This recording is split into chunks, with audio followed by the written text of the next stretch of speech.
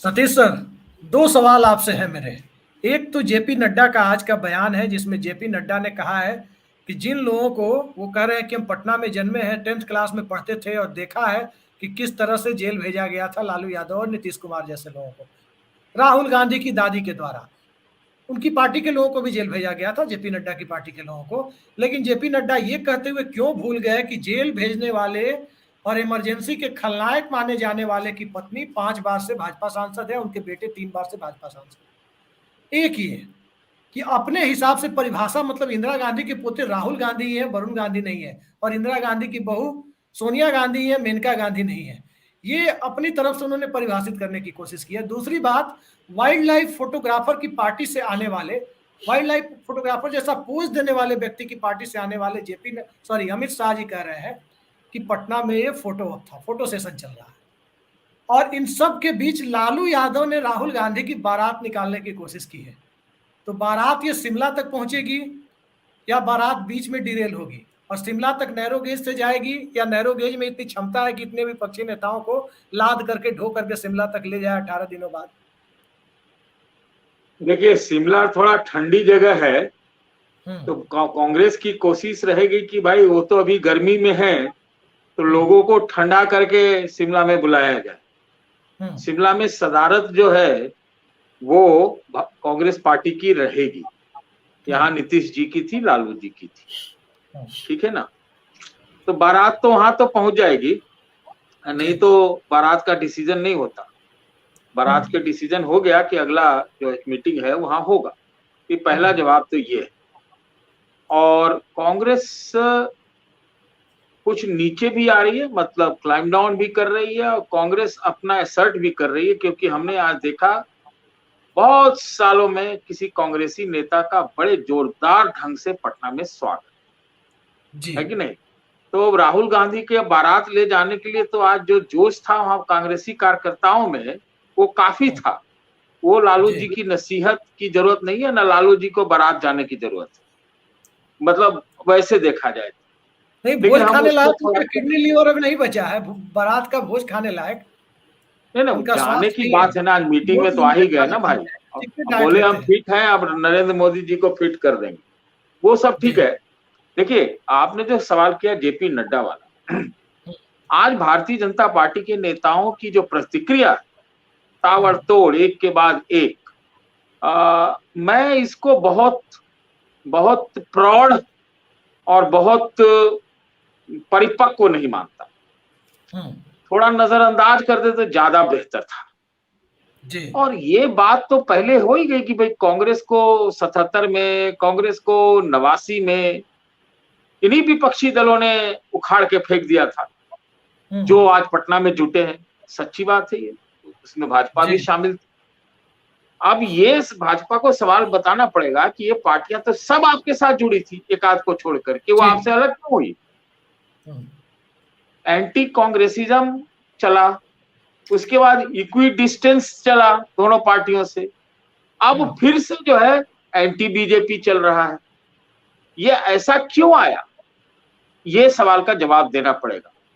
ये अब पुरानी बातें हो गई। नड्डा साहब हमको लगता है अब बहुत पीछे जी रहे हैं, चीजें बहुत आगे बढ़ गई हैं। मोदी जी के हम लोग युग में हैं। और किसी ने आज टिप्पणी की, दो अच्छी टिप्पणियां की, कहा कि ये जो विपक्ष की एकता हुई है इसके लिए सबसे बड़ा जिम्मेदार जो है प्रधानमंत्री मोदी जी। ये सेहरा जरूर नीतीश जी के सरबधा है, लेकिन किसने इनको एक किया, ये एक क्वेश्चन होगा। तो फिर नड्डा साहब को ये भी जवाब देना पड़ेगा। फोटो सेशन तो बिल्कुल नहीं था, जैसा अमित शाह जी ने कहा, ये फोटो सेशन नहीं था। ये फोटो से थोड़ा आगे बात बढ़ गई, इसमें से कहीं दो राय नहीं। क्योंकि सबने, आप देखिए आज की मीटिंग की जो खासियत रही, जो मैं देखता हूँ, वो ये रही ममता बनर्जी का बढ़ चढ़ के भाग लेना और बोलना। उन्होंने कहा कि हर जगह जो है सरकार की जगह, पॉपुलर इलेक्टेड गवर्नमेंट की जगह अल्टरनेटिव गवर्नमेंट चलाया जा रहा है राजभवन से, और तानाशाही चल रही है। हम नहीं उम्मीद कर रहे थे ममता बनर्जी इतना खुल के बोले। अखिलेश यादव अंत में बोले प्रेस कॉन्फ्रेंस में, लेकिन ठोस बोले, कम ही बोले। ये दो हो गए। तो ये दोनों बड़े महत्वपूर्ण थे। और ममता बनर्जी का डी राजा और सीताराम येचुरी का नाम लेके अभिनंदन करना, जी ये भी मैं समझता हूं एक नए युग का सूत्रपात है। तो मैं नहीं कहूंगा कि ये फोटो सेशन। अब बाकी ये है कि इनके बीच की बहुत सीटों को लेकर झगड़ा झंझट तो होगा ही, कौन इतना जमीन इतना जल्दी दे देगा। दूसरा जो आज नेगेटिव निकला वहां से कि कांग्रेस और आप पार्टी, जैसा हम लोग आपके ही शो पर एक दो बार चर्चा कर चुके थे, तो आप पार्टी तो अपने बात पर डिग रही।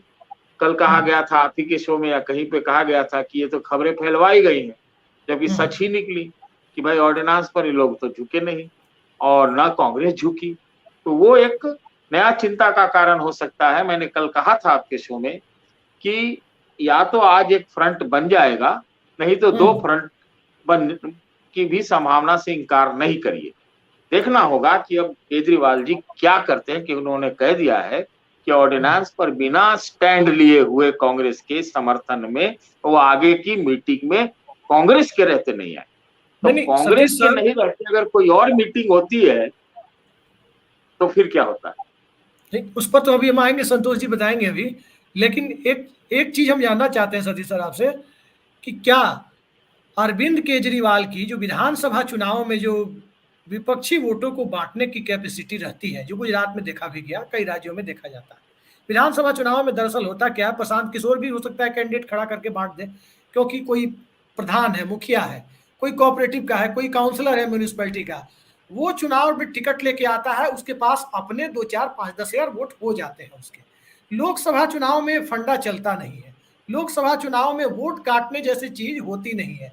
और ये बात जो आप कह रहे हैं अरविंद केजरीवाल वाली, समूचा लोक दल और जनता पार्टी सब मिलकर जनता दल बना रहे थे, लेकिन सुब्रमण्यम स्वामी और एचडी देवेगौड़ा इस जिद पे अड़े थे कि हम अपनी जनता पार्टी को जिंदा रखेंगे, और सुब्रमण्यम स्वामी और एचडी देवेगौड़ा जनता दल में नहीं गए, जनता दल को जिंदा रखा। बाद में 94 में गए देवेगौड़ा, लेकिन उस वक्त नहीं गए। तो इस तरह से तो हमेशा कोई ना कोई एक आध आदमी होता है।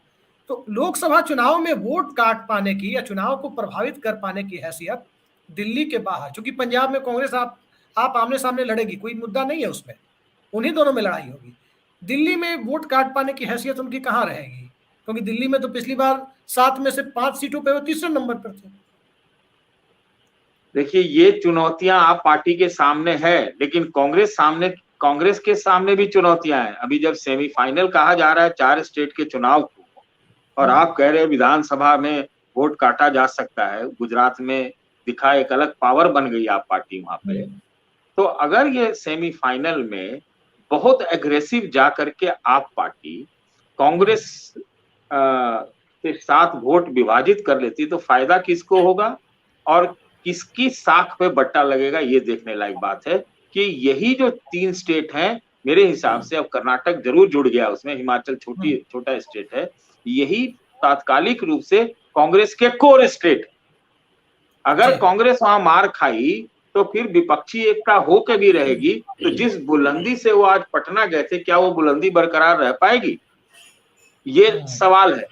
केजरीवाल जी के सामने चुनौती क्या है कि अभी उनके पास एक फुल स्टेट पंजाब है, आधा स्टेट दिल्ली है, बढ़ने का उनका इरादा है, आगे बढ़ने का है, कर्नाटक ये राजस्थान में हुंकार भर ही रहे, लेकिन उनको वो भी नहीं चाहेंगे कि वो अलग थलग पड़े, क्योंकि अब जिस हिसाब से आप कह रहे हैं कि वो राजस्थान और फलाना जगह और ये वो वोट ले लेने की या काट लेने का, मैं नहीं कहता, मैं इस तरह से लैंग्वेज करता, तो वो अगर ले लेते हैं वोट और उसमें वो कामयाब हो जाते हैं, तो फिर ये कांग्रेस वाले भी तो पंजाब और दिल्ली में करेंगे। पंजाब अभी इनकी सत्ता है, तो पंजाब में और दिल्ली में ये कांग्रेस के सामने भी तो एक अवसर होगा। पंजाब और दिल्ली में तो कांग्रेस वोट कटवा नहीं है, दिल्ली में विधानसभा में कर सकते हैं, लोकसभा में नहीं है। और पंजाब में वो सीधे स्ट्रेट फाइट में है आम आदमी पार्टी के साथ, वो वोट कटवा नहीं है। वहां बीजेपी को आप वोट कटवा कर सकते हैं, पंजाब में कांग्रेस को नहीं कर सकते। आप गुजरात में क्या आप पार्टी को एकदम वोट कटवा? विधानसभा की बात नहीं कर रहे हैं हम, लोकसभा की बात कर रहे हैं। लोकसभा देखिए, एक बात माहौल की होती है, वो मैं आपकी बात सुनिए अभिषेक जी, कहना मुश्किल है। मैं ये मान लेता हूं आपकी बात कि लोकसभा के डायनामिक्स, उसके चीजें अलग रहती हैं, लेकिन इतना भी किसी को आप इग्नोर मत करके देखिए। कांग्रेस अभी हाल हाल में असेंडेंट हुई है, हाल हाल में हुई है, अभी ज्यादा दिन नहीं हुए, नहीं तो इसी चर्चा में कितने लोग, सब लोग, हम लोग सब कहते हैं कांग्रेस तो लुटियन जोन में लुट गई, लेकिन अब हम लोग नहीं कह रहे हैं ये बात। तो ये बात, आप एक चीज बताइए ना, केजरीवाल नए नए थे और बनारस में जा करके 2 लाख वोट तो ले ही आए थे ना पहले चुनाव में, लोकसभा में। हाँ, ले आए थे ना। आप कहेंगे कि नहीं जी उस समय तो बड़ा खुमार ज्यादा था, नहीं, तो अब समाजवादी संगठन पार्टी ज्यादा। सत्तारूढ़ थी सर, समाजवादी पार्टी उस वक्त सत्तारूढ़ थी यूपी में, उसने अपने कैंडिडेट केजरीवाल के फेवर में विड्रॉ कर लिया था, ये भी एक सच्चाई थी। खैर वो उस होगा, मुद्दे पर हम नहीं लेकिन समाजवादी पार्टी वाले को भी मेरे ख्याल से 1.5-2 लाख वोट आया था। नहीं, कांग्रेस थी नंबर 3 पे, अजय राय, समाजवादी पार्टी बनारस में नहीं थी 2014 में।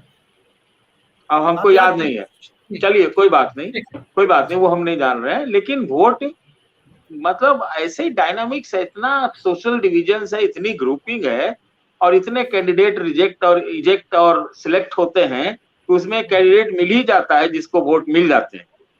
ठीक है, तो लोकसभा का डायनामिक्स अलग रहता है। सवाल ये है कि अगर विपक्षी एकता हो रही है तो एक अम्ब्रेला तो बनाना ही पड़ेगा। अब उसमें किसकी क्या भूमिका होती है, अभी क्या आज होगी क्या एकता पटना में? ऐसा तो नहीं कह सकते कि सब चीज हो गया, नाम पड़ गया, फ्रंट बन गया, सीट बट गया। रास्ता बना है, आज की बैठक सफल रही है।